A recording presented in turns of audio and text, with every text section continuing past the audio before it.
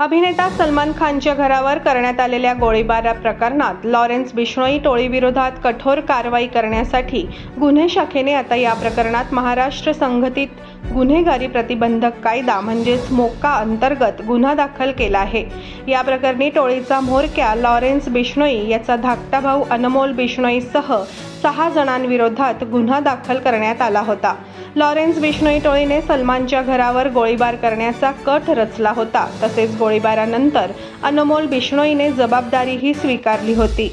अभिनेता सलमान खानच्या वांद्रे येथील घराजवळील गोळीबारा प्रकरणी गुन्हे शाखेने सोनी सुभाष चंदर बिश्नोई वय वर्ष 37, अनुज थापन वय वर्ष 32 यांना पंजाब येथून अटक केली। चंदर यांची शेती व किराणा दुकान आहे। तसेच थापन हा ट्रकवर मदतनीस म्हणून कामाला आहे। बिश्नोई टोळीकडून दोन्ही आरोपींना 2 पिस्तूल व 40 काडतुसे पुरवण्यात आली होती। सलमानच्या घरावर गोळीबार करणाऱ्या विकी गुप्ता व सागर पाल यांना सोनू व अनुजने पिस्तूल दिले होते। गुप्ता व पालला यापूर्वी गुजरातमधील भुज येथून अटक करण्यात आलेली होती। त्याशिवाय टोळीचा म्होरक्या लॉरेन्स बिश्नोई व त्याचा भाऊ अनमोल बिश्नोई यांनाही या गुन्ह्यात आरोपी करण्यात आले होते।